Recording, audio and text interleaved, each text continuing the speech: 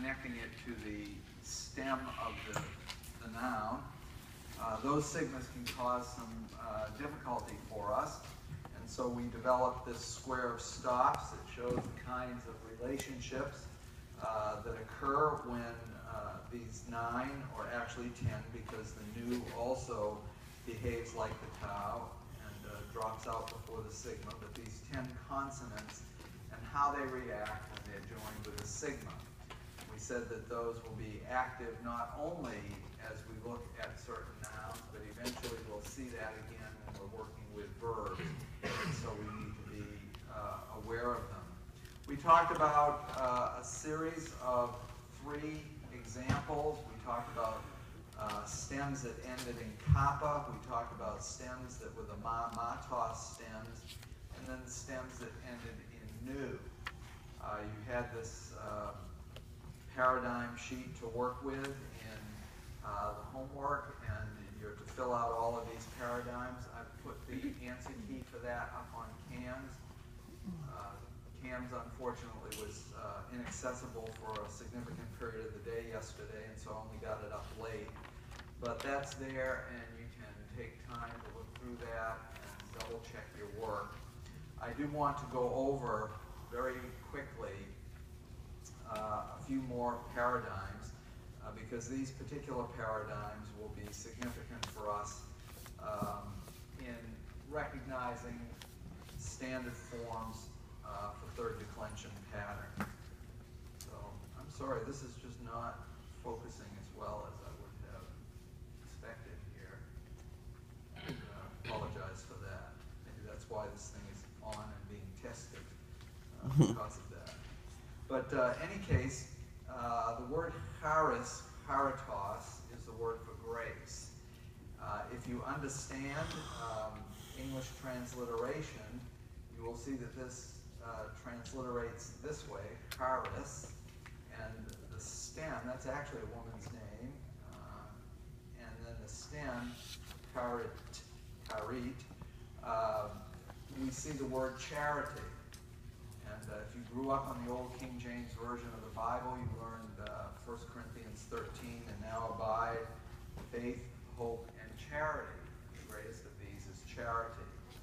And when my mom used to make cookies, she would always give cookies away. And we would try to sneak a cookie, and she'd slap our hand and say, "No, that's for charity."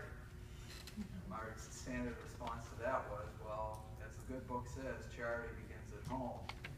Well, it's not actually in the Bible, but it should have been.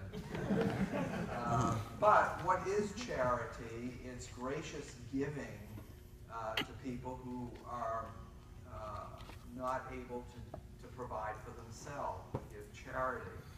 And this all comes from the word grace. Charis, charitos, is this grace that we have. And the way that we find the stem is to drop the omicron sigma ending from the genitive singular, and that leaves us with the stem charit.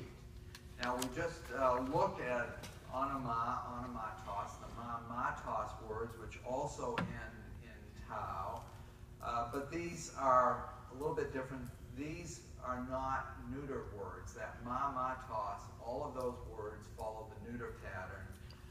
These typically will be feminine words, but some we'll see some that are masculine as well.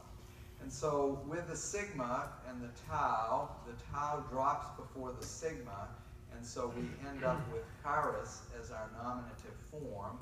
Charitos is predictable, chariti is predictable, and charita is predictable. Occasionally, this will shift, and you will see, in some instances, charim. Now, you know that you have the possibility of that particular new ending in the, I can't find my sheet with all of the case endings on it, but anyway, the nu, you can have an alpha or a nu in the third singular, and occasionally that tau will drop and the nu will go on, and you will see this this form occasionally Karine, and the name Karen in English is a name that is derived from this in the Greek. And then the plural charites, charitone, and charitas are all predictable. What happens with the dative plural, the sigma, the tau drops before the sigma, and you end up with charisi, and the possibility of the movable nu on the end of that. So this is just another pattern that's going to show up from time to time in working with the Greek third declension. Another word, photos, the word for light, is one that we want to look at, and this again is another instance of a tau ending to the stem. This one is neuter. The matos words were neuter, and these often are, but not exclusively so. And so we want to look at this one. We drop the omicron sigma from the genitive singular form, and our stem ends in the tau. The neuter word, this is one where a sigma is added, and usually the ending is the nothing ending. But with the sigma added, the tau drops out, and you end up with phos in the nominative. Photos, photi, and then your accusative is going to be the same as the nominative. It's going to be the phos again. And so that's all fairly predictable. The plural, phota, photon, and phota again are predictable.